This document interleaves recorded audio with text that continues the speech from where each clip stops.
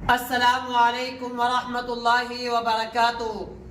Hello दोस्तों, मेरा नाम है मोहम्मद इरशाद और आप देख रहे हैं मेरा YouTube channel D study official. आज की इस वीडियो में आप लोगों को डिप्टी नज़ीर और नावल के बारे में बताने वाला हूं। फहमीदा और मजली बेटी के बारे में पूरी की पूरी डिटेल आज की इस वीडियो में आप लोग सीखने वाले हैं। आज की इस वीडियो में आप लोगों को नावल के बारे में बताऊंगा, फिर डिप्टी नज़ीर अहमद के बारे में बताऊंगा, फिर उसके बाद लास्ट में क्वेश्चन आंसर भी हल करेंगे। तो बने रहना है आपको इस वीडियो में, लेकिन इस वीडियो को अंत तक देखेंगे तभी जाकर के ये वीडियो आपके लिए हेल्पफुल साबित होगी। तो सबसे पहले हम ज्यादा देर ना करते हुए वीडियो को शुरू करते हैं। यहां पर देखिए नावल। नावल किसको कहते हैं? नावल के अंदर किसी जमाने की जो सच्ची तस्वीर होती है उसके अंदर नावल के अंदर आती है। मिसाल के तौर पर जैसे 1920 में क्या हुआ था, उस जमाने की अगर नावल पढ़ेंगे तब आपको समझ में आएगा कि उस जमाने के माशरा कैसा था, सोसाइटी कैसी थी, वहां के लोग कैसे थे, ये सब समझ में आएगा नावल में। अब नावल ये हिंदी का शब्द भी है और उर्दू का भी शब्द है। अगर ये नून अलिफ ज़बर ना आ जाए नावल तो उर्दू का शब्द हो जाएगा, और इसी तरह अगर नॉवेल आ जाएगा NOVEL नॉवेल आएगा तो ये इंग्लिश का शब्द हो जाएगा। ठीक है, और इसको हिंदी में अगर कहेंगे तो उपन्यास कह सकते हैं। समझ में आ गया ना? अब नावल किसको कहते हैं, इतना समझ में आ गया। नावल में जमाने की जो सच्ची तस्वीर है उसको लिखा जाता है। समझ में आ रहा ना? जैसे आज के दौर में क्या क्या चल रहा है, अगर कोई इंसान आज के दौर का नावल लिखेगा तो उसमें वो सारी बातें वो लिख देगा। इतना समझ में आ गया ना? अब दूसरा ये इसकी तारीफ और डिफिनेशन क्या है, ताकि आपको एग्जाम में लिखने के लिए आसानी हो। तो इसके लिए ये नावल की तारीफ आप लिख सकते हैं। मशहूर अदीबा जो ब्रिटेन की है, बरतानिया की है, अदीबा क्लारा दिव्स, उनका कहना है कि जमाने की जिंदगी और माशरे की सच्ची तस्वीर नावल पेश करता है। क्या पेश करता है? जमाने की जिंदगी और माशरे की सच्ची तस्वीर कौन पेश करता है? नावल पेश करता है। तो समझ में आ गया ना कि नावल की डिफिनेशन मैंने आपको समझा दिया, नावल के बारे में बता दिया। अब थोड़ा सा ये समझते हैं कि नावल आया कहां से। तो आपको मैं बता दूं कि नावल ये हिंदुस्तान से नहीं आया, बल्कि ये वेस्टर्न कल्चर से आया है। बात समझ में आ गया ना? यानी मगरिब से आया है, वेस्टर्न कल्चर से ये नावल हम तक पहुंचा है। मुझे लगता है इतनी चीज आपको समझ में आ गया होगा। नावल आ गया, उसकी तारीफ, उसकी डेफिनेशन समझ में आ गई, और ये कहां से आया ये भी समझ में आ गया। ठीक है, अब नावल के लिए क्या क्या चीज जरूरी है, जिस तरह एक दर्जी के लिए क्या क्या चीज जरूरी है, उसके लिए मशीन जरूरी है, उसका पैर हाथ काम करना जरूरी है कि नहीं? ठीक इसी तरह नावल के लिए क्या क्या चीज जरूरी है, जिसको अज्जाए तरकीबी कहते हैं। समझ में आ रहा ना? तो उसके लिए आपको जरूरी क्या क्या चीज है आपको नोट करते जाना है। ठीक है, जो भी मैं लिखूंगा आपको नोट करना है। जैसे नंबर 1 प्लॉट। ठीक है, प्लॉट किरदार, माहौल, इसी तरह फलसफे हयात, और इसी तरह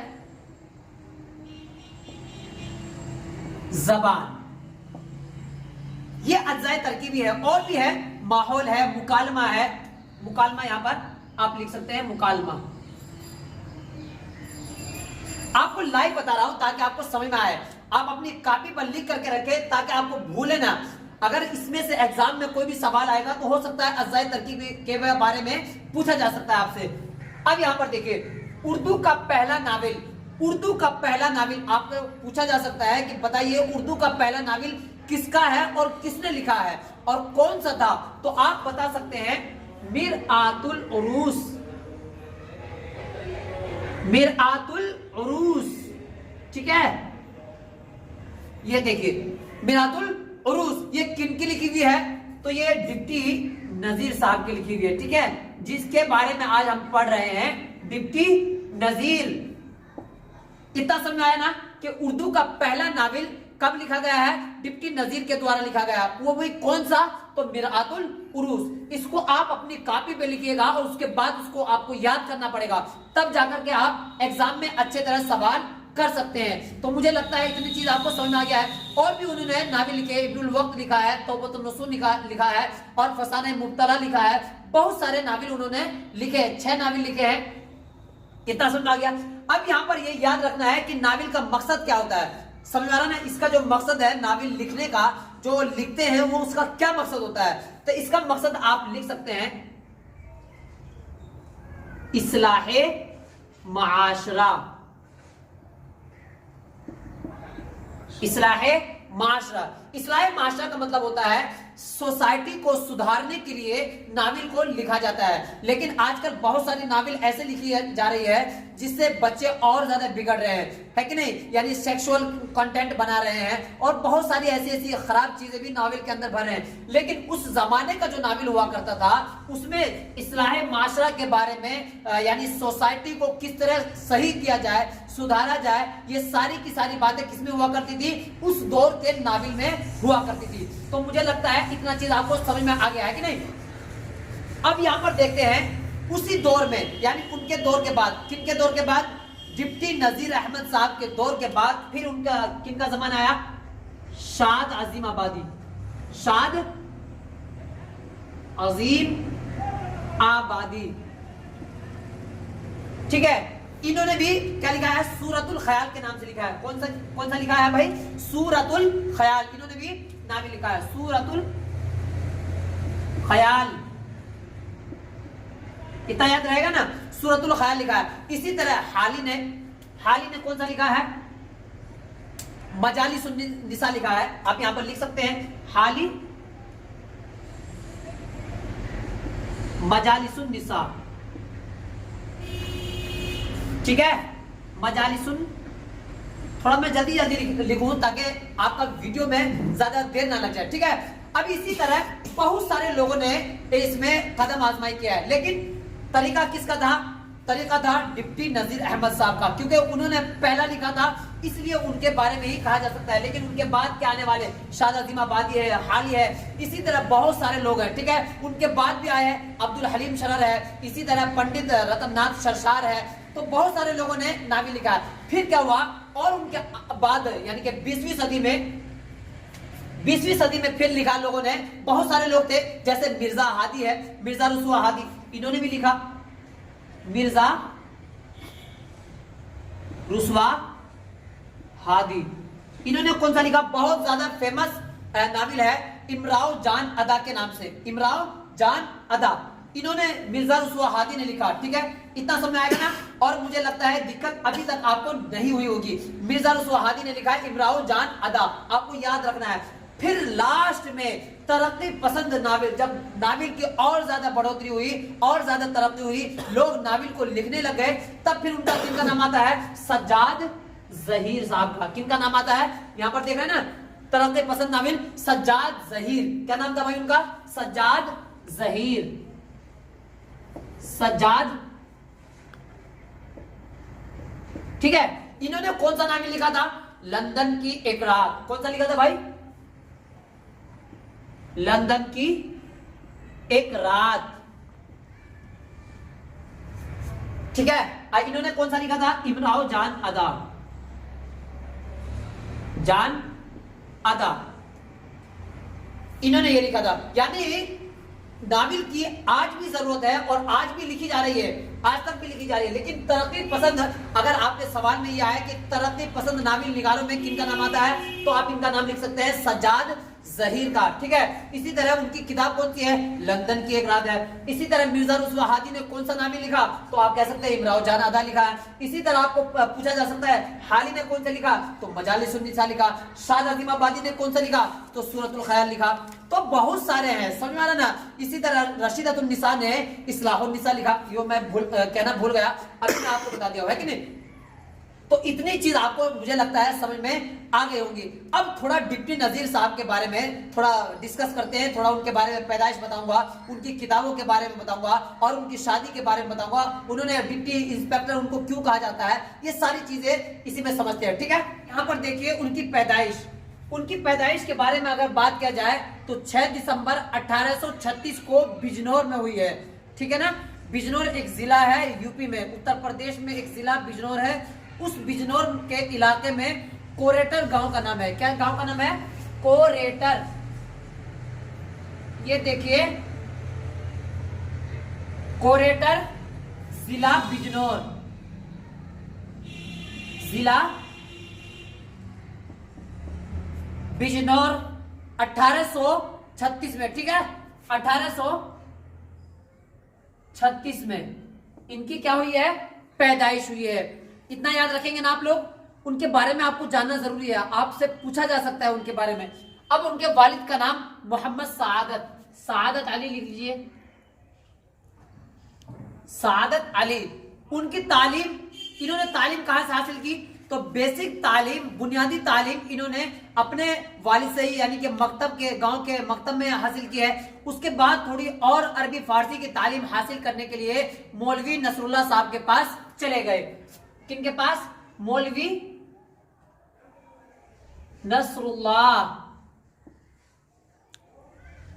इनके पास चले गए और इनसे इल्म सीखा। और इल्म सीखने के बाद फिर अपग्रेड, यानी कि और मजीद तालीम हासिल करने के लिए ये दिल्ली चले गए और दिल्ली 1845 में गए। कौन से दिल्ली? यानी दिल्ली कॉलेज में, यानी दिल्ली कॉलेज में कब गए हैं? 1845 में, ठीक है, दिल्ली कॉलेज। इतना याद रहेगा आपको। ये चीज आपको इसलिए मैं आपके सामने लिख रहा हूं ताकि जब आप अपनी कॉपी पर लिखेंगे तो आपको याद रहेगा। लिखेंगे तब याद रहेगा, ऐसे ही सुन लेंगे तो आपको याद नहीं रहेगा बहुत दिन तक। लेकिन जब खुद प्रैक्टिस करेंगे, खुद अमल करेंगे, तब आपका ज्यादा फायदा होगा, ठीक है। अब आगे आते हैं शादी। इनकी शादी हुई है अब्दुल खालिक साहब की पोती,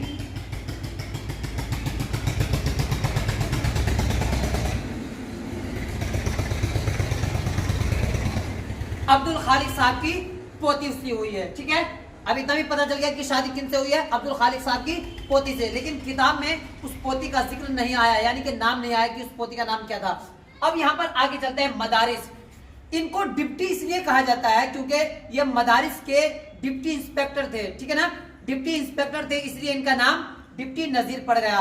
बहुत सारे मदारिस के ये डिप्टी थे, deputy in chief, deputy inspector थे, इसलिए इनको डिप्टी कहा जाता है इनके नाम के आगे।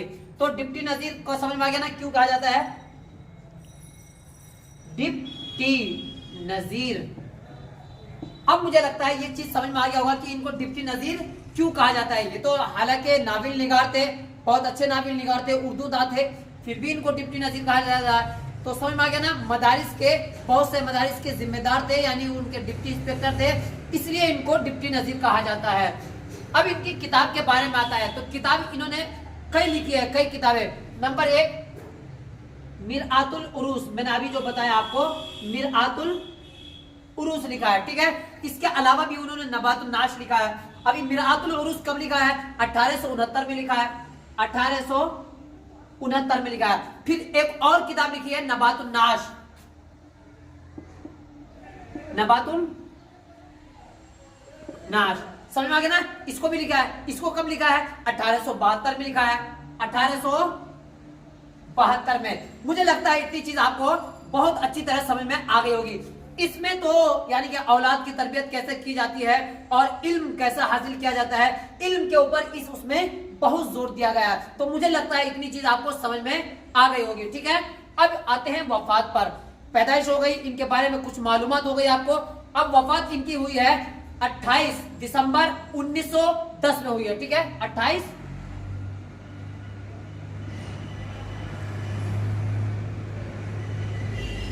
ठीक है। यानी इनकी जो वफात हुई है 18, यहां पर देख रहे हैं ना, 28 दिसंबर और 1910 को इनकी वफात हुई है। तो मुझे लगता है इतनी चीज आपको समझ में आ गई होगी। अब थोड़ा सा चलते हैं फहमीदा और जो उनका जो नाविल है, उस नाविल के बारे में थोड़ा सा मैं कुछ बताऊंगा। तो चलिए उसको भी शुरू करते हैं। अब यहाँ पर देखिए, थोड़ा सा एक बार आप कैरेक्टर समझ लीजिए, ठीक है। इस कैरेक्टर में ये जो आप देख रहे हैं कहानी फहमीदा और मजरी बेटी, ये जो कहानी है या नावल में से लिया गया है, वो किताब कौन सी किताब में से लिया गया है?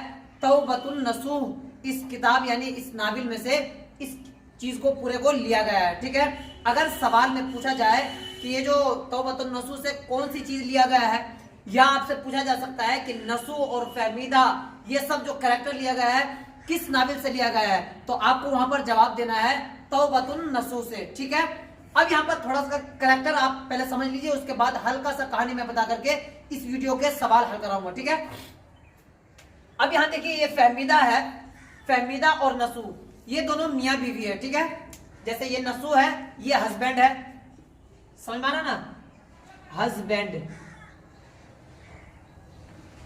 यानी ये शोहर है और ये क्या है, वाइफ है। तो ये वाइफ और ये शोहर, इतना समझ में आ गया ना। अब इनके बेटे हैं और बेटियां हैं।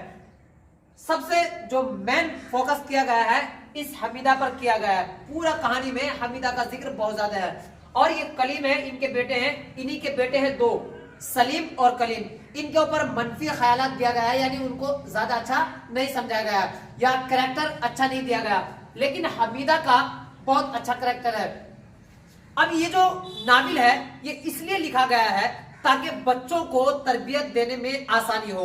बात समझ आ रहा ना। अब छोटे छोटे बच्चे, मिसाल के तौर पर ये हासे है हमीदा, ये हमीदा क्या है, इनकी बेटी है, नसूह और फहमीदा की बेटी है। कौन, हमीदा। अब ये सवाल करती है कि अब्बू जी को मैं देख रही हूँ कई दिनों से नमाज पढ़, वो कई दिनों से कुछ ना कुछ कर रहे हैं, या ऐसे कर रहे हैं, मिन मिन कर रहे हैं, कुछ मुंह से कुछ बोल रहे हैं, समझ में नहीं आता है क्या कर रहे हैं। यानी ये जो बेटी है अपनी किससे पूछती है, मम्मी से पूछती है। किन के बारे में पूछती है, नसूह के बारे में पूछती है। क्यों, नसूह कौन है, इनके पिताजी है। समझ में आना ना, यानी नसूह जो है इनके पिताजी है। तो अब ये अपने अम्मी से पूछती है कि ये क्या करते हैं, तो इनकी अम्मी कहती है आपके अब्बू जो है नमाज पढ़ते हैं। तो नमाज क्या होता है, तो नमाज अल्लाह को याद करना, अल्लाह को तारीफ बयान करना, ये नमाज कहलाता है। खुदा को इबादत करना, ये नमाज कहलाता है। अब ये कहती है ये खुदा क्या चीज है, कौन, छोटी बच्ची। अब देखिए ये जो छोटी बच्ची से जो अभी से ही खुदा के बारे में तस्वुर दिया जा रहा है, फिर नमाज के बारे में बताया जा रहा है, ये क्यों, इसलिए कि ताकि छोटी बच्ची से लेकर के उसके जो जहन में अभी से ही अगर अच्छी तरबियत जाएगी तो वो बच्ची आगे चल करके और अच्छी बच्ची और सालिहा और नेक बन जाएगी। तो अब यहाँ पर वो कहती है कौन, हमीदा, ये खुदा क्या चीज है, ये खुदा को तो मैंने देखा नहीं। तो उसकी अम्मी कहती है कौन, फहमीदा, तुम खुदा को नहीं जानती, काम में तो नहीं जानती खुदा कौन है। तब ये कहती है बच्ची कि हाँ मैंने ये जरूर सुना है कि लोग खुदा की कसम खाते हैं, अल्लाह की कसम खाते हैं, तो हो सकता कोई बेजा चीज होगा। तो अब इसकी अम्मी कहती है अल्लाह अल्लाह मेरी तौबा, बिल्कुल तौबा करो। अरे अल्लाह वो है जो तुमको रोजी देता है, हम सबको खाना खिलाता है और हम सबको पालता पोसता है, ठीक है ना। अब ये फिर कहती है हम सबको पालता है, खाना तो आप देती है और रोटी तो आप पकाती है, तो अल्लाह मियाँ कैसे देता है। देखिए छोटी बच्चों की तरबियत हो रही है यहाँ पर, समझ में आ रहा ना। तो अब इसकी अम्मी क्या करिए, देखिए हम तो खाते हैं, हम रोटी बनाते हैं, गल्ला उगाते हैं, लेकिन पानी कौन बरसाता है। जब तक पानी नहीं बरसेगा तो गल्ला हम तक पहुंचेगा नहीं पहुंचेगा। इसीलिए अल्लाह तबारक व तआला वसाइल मुहैया करते हैं और वसाइल मुहैया करने के बाद फिर हम लोग खाना खाते हैं। इतना समझ आ गया ना। यानी इसमें बहुत सारी लंबी लिस्ट है पूरी की पूरी, मैं आपको मोटी मोटी सी बात बताता हूँ। फिर वो वही बच्ची कहती है क्या अल्लाह पाक ने हम सबको पैदा किया, हम सब उसके मानते हैं, तो फिर दूध, इस जो नन्ही बुआ है, नन्ही बउआ, इसको भी अल्लाह पाक ही दूध पिलाते हैं। कहा बिल्कुल पिलाते हैं। कैसे पिलाते हैं, तो अल्लाह तबारक व तआला वसाइल पैदा करते हैं, इसलिए फिर उसके अंदर दूध नसीब होता है और हम सब पीते हैं। हम सब का मतलब छोटी छोटी बच्ची भी पीती है और नन्ही बउआ भी पीती है। इतना समझ आ गया ना। अब ये छोटी बच्ची कहती है कि हम अल्लाह की क्या लगते हैं जो अल्लाह हमारी इतनी मदद करता है, हम क्या काम करते हैं अल्लाह का। तो उसकी अम्मी फरमा रही है या उसकी अम्मी कहती है कि हम खुदा की इबादत करते हैं, नमाज पढ़ते हैं, हम उसके बंदे हैं, उसके गुलाम हैं और लोंडिया है हम सब। तो जाहिर सी बात है वो अल्लाह तबारक व तआला हमारी किफालत करता है, हमारे मदद करता है। समझ आ गया ना कितना। तो ये पूरा का पूरा चैप्टर बहुत लंबा है, लेकिन यही है यानी कि पूरे के पूरे चैप्टर में यही दिया हुआ है कि नाविल को जो लिखा गया है वो बच्चों की सही तरबियत कैसे की जाए, छोटी बच्ची से लेकर के उस बच्चे को आगे पूरा का पूरा जो किस्सा सुनाया गया है इसमें। और आगे ये भी है, फिर ये बच्ची कहती है कि हमें तो अल्लाह तबारक व तआला की इबादत अच्छी तरह करनी चाहिए, तो कितने दिन से रोजी दी जाती है। यानी वो बच्ची कह रही है किससे, अपनी माँ से, अपने अब्बू से कह रही है कि अल्लाह तबारक व तआला फिर तो बहुत अच्छे आदमी हैं, बहुत अच्छे हैं, खुदा की जात जो है बहुत अच्छी है। वो हम सबको रोजी देता है। और कितने दिन से देता है? तो वो उसकी अम्मी कह रही है बहुत दिन से देता है। तो फिर वो बच्ची कह रही है बहुत दिन से देता है तो फिर नमाज आप लोग बहुत दिन से क्यों नहीं पढ़ते? अभी कुछ दिन पहले अब्बू जी बीमार हुए हैं तब से नमाज पढ़ने लगे हैं। समझ में आ रहा ना? अब इसी तरह फिर उसी बच्ची ने उसकी अम्मी के ऊपर भी कटाक्ष कर दिया कि अम्मी मैं तो देखता हूं कि अल्लाह पाक सबको रोजी देता है, तुमको भी देता है, लेकिन आप नमाज क्यों नहीं पढ़ती है? तो उसकी अम्मी कह रही है, अब जो है उसकी अम्मी शर्मिंदा हो रही है, ओहो कि मेरे ऊपर ही पूरा का पूरा तीर छोड़ दिया। समझ में आ रहा ना? यानी कि पूरी की पूरी बात तरबियत के मुतालिक है। मम्मी पापा को उसी वक्त नमाज पढ़ना चाहिए ताकि घर के अंदर अच्छा माहौल बन सके। तो इस तौबतुन नसूह जो है नाविल, इस नाविल में यही बताया गया है कि बच्चों की सही तरबियत कैसे की जाती है। उन्होंने उस नाविल को लिखा भी था अपने बच्चों के लिए ताकि उनके बच्चों के अखलाक अच्छे हो जाए। तो मुझे लगता है इतनी ये जो कैरेक्टर है आपको समझ में आया होगा। और कहीं से भी कोई बात अगर दिक्कत आई होगी तो आप कमेंट में पूछ सकते हैं। लंबा तो मैं और कर सकता था लेकिन वक्त ज्यादा नहीं है क्योंकि सवाल भी हल कराना है। तो अब चलते हैं सवाल हल करने की तरफ। ठीक है, यहाँ पर देखिए सवाल, पहला सवाल हल करते हैं। सवाल है नजीर अहमद कब और कहां पैदा हुए? मैंने आपको इससे पहले बताया भी था कि 6 दिसंबर 1836 को कहां पर पैदा हुए थे? जिला बिजनौर कोरेटर में। इतना समझ में आ गया? चलिए दूसरा सवाल, नजीर अहमद के 2 नाविल के नाम लिखिए। तो आपको लिख देना है तौबतुन नसूह लिख देना है और इब्नुल वक्त लिख देना है। ठीक है, तौबतुन नसूह और इब्नुल वक्त। ठीक है, नंबर 3 फहमीदा और हमीदा नसूह की कौन थी? मैंने ये चीज समझाया था अच्छी तरह कि नसूह और फहमीदा मियां बीवी है। ठीक है, तो फहमीदा नसूह की बीवी है और हमीदा कौन है? बेटी है। ठीक है, सवाल नंबर 4 नजीर अहमद ने किसकी तालीम और तरबियत के लिए नाविल लिखे? अपने बच्चों और अपने बच्चियों के लिए उन्होंने नाविल लिखे। चलिए नंबर 5 जेर निसाब नाविल के इख्तिबास से 2 किरदारों के नाम लिखिए। तो 2 किरदार आप लिख सकते हैं, फहमीदा लिख सकते हैं और नसूह लिख सकते हैं, है कि नहीं? इन्हीं से सवाल किया जा रहा है तो यही मेन किरदार है। अब आगे सवाल, छोटा और सवाल, ये 2-2 नंबर के हैं, 3-3 नंबर के। नजीर अहमद के बारे में 5 जुमले लिखिए। इसके बारे में अगर आपको मजमून आए तो इस तरह लिख सकते हैं कि नजीर अहमद उर्दू के पहले नाविल निगार है। इनकी पैदाइश जिला बिजनौर के कोरेटर में हुई है। ठीक है, और इन्होंने तौबतुन नसूह लिखी है, इब्नुल वक्त लिखा है और बहुत सारी किताबें इन्होंने लिखी है। उनके पिता का नाम गिनवा सकते हैं। तो 5 जुमले बहुत कम है, आपके लिए बहुत ज्यादा हो सकते हैं। नंबर 2 फहमीदा के किरदार पर मुख्तसर रोशनी डालिए। मैंने बताया था कि नसूह की बीवी का नाम फहमीदा है, पूछा जा सकता है आपसे सवाल। तो उसके बारे में अगर 5 आपको लिखना है जुमले या मुख्तसर रोशनी डालना है तो क्या डालना है? फहमीदा नजीर अहमद के नाविल की एक किरदार है और नाविल के मरकजी किरदार नसूह की शरीक हयात है, यानी नसूह की बीवी है। उनकी कई बेटियां हैं, दोनों मियाँ बीवी अपनी बेटियों को अच्छी तालीम और तरबियत खूब देते हैं। फहमीदा अपनी मंझली बेटी हमीदा को नमाज के बारे में, खुदा की इबादत के बारे में बताती है। समझ में आ रहा है? इतना आप लिख देंगे तब भी आपका काम चल जाएगा। सवाल नंबर 3 उर्दू के किसी 5 नाविल का नाम लिखे। उर्दू के किसी 5 नाविल अगर आपको कहा जा रहा है तो आप लिख सकते हैं उदास नस्लें लिख सकते हैं, उदास नस्लें, मेरे भी सनम खाने लिख सकते हैं, 2 गज जमीन लिख सकते हैं और इसी तरह एक गधे की सरगुज़िश्त लिख सकते हैं। यानी बहुत सारी चीज आप लिख सकते हैं। ठीक है, गर्दिश रंगे चमन लिख सकते हैं। तो ये 5 सेंटेंस है, यानी 5 अलग अलग नाविल है। तो 5 अलग नाविल के नाम लिख सकते हैं। ठीक है, अब यहाँ पर देखिए चौथा नंबर सवाल आपको थोड़ा सा ध्यान भी रखना है। अनासिर खमसा, सर सैयद के अनासिर खमसा की हैसियत से नजीर अहमद की खिदमात पर रोशनी डालिए। सर सैयद की जो इल्मी तहरीक, जिसे अलीगढ़ तहरीक के नाम से भी याद किया जाता है, उसमें उनके जो दोस्त हैं 5 दोस्त शामिल किया गया है। कौन कौन है? सर सैयद अहमद है, हाली है, शिबली है, इसी तरह मौलवी नजीर है और इसी तरह मौलवी जकाउल्लाह साहब है। ये 5 लोग हैं जिनको अनासिर खमसा कहा जाता है। लेकिन कहीं कहीं 6ठा नंबर या 5वां नंबर डिप्टी नजीर साहब को भी कहा जाता है। ठीक है, इतना समझ में आ गया? चलिए आगे चलते हैं। इस्लाही जज्बे पर 5 जुमले लिखिए।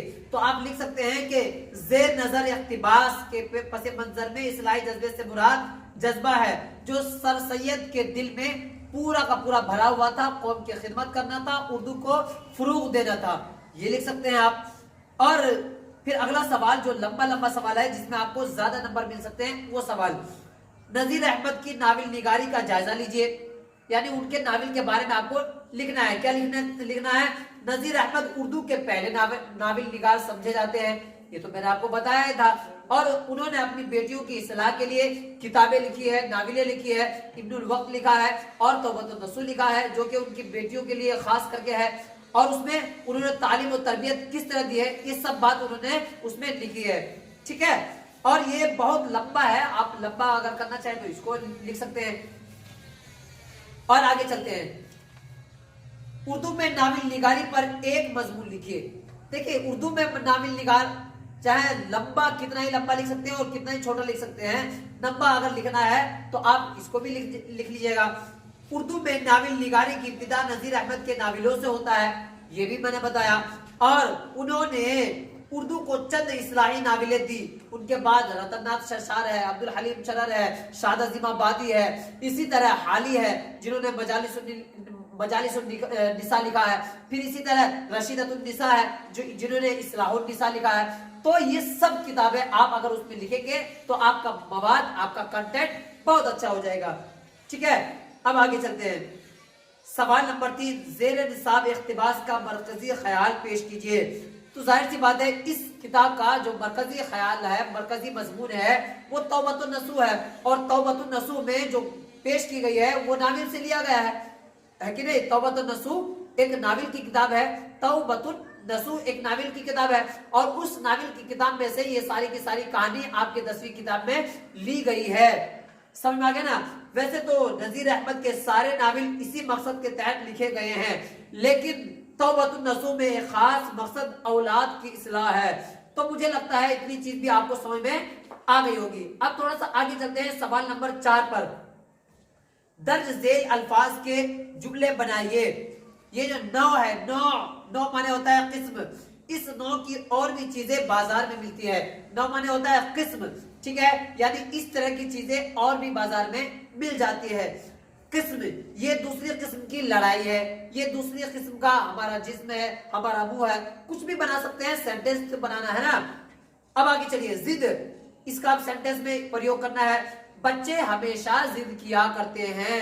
मालदार लोग हमेशा जिद पर अड़े रहते हैं, कुछ भी बना सकते हैं। बुखार, जैद को बहुत ज्यादा बुखार है, मुझे कह सकते हैं मुझे बहुत ज्यादा बुखार है, खालिद को बहुत ज्यादा बुखार है, कुछ भी सेंटेंस आप बना सकते हैं। जाब्ता, जाब्ता के बगैर कोई काम नहीं होता है, लिख सकते हैं। लफ्ज, लफ्ज का इजहार हम सबको करना चाहिए। किसी का लफ्ज का इजहार हम सबको करना चाहिए। लफ्ज इजहार का वसीला है, कुछ भी आप लिख सकते हैं। अदब, बड़ों का अदब हमें करना जरूरी है, हमारे ऊपर वाजिब है। तो इतना मुझे लगता है समझ में आपको आ गया होगा। ठीक है, इसमें भी अगर कुछ बात भी छूटी हुई है तो आप मेरे से कमेंट में पूछ सकते हैं कि हमें ये समझ में नहीं आया, जरा इसको और ज्यादा विस्तार से बयान कीजिए। तो अगली वीडियो फिर उसी चीज के ऊपर रहेगी। समझ में आ रहा है ना? अगर इतनी सारी चीज आपको समझ में आई है, और आई होप, मुझे लगता है मैंने आपको अच्छी तरह ये समझा दिया है। वीडियो थोड़ी लंबी भी हो गई है, लेकिन वीडियो अगर अच्छी लगी है तो चैनल को सब्सक्राइब जरूर कीजिएगा।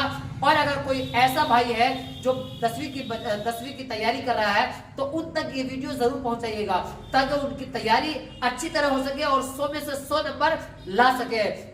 चैनल अगर पसंद आया है लाइक कीजिए, शेयर कीजिए और सब्सक्राइब कीजिए। मिलते हैं अगली वीडियो में, तब तक के लिए खुदा हाफिज।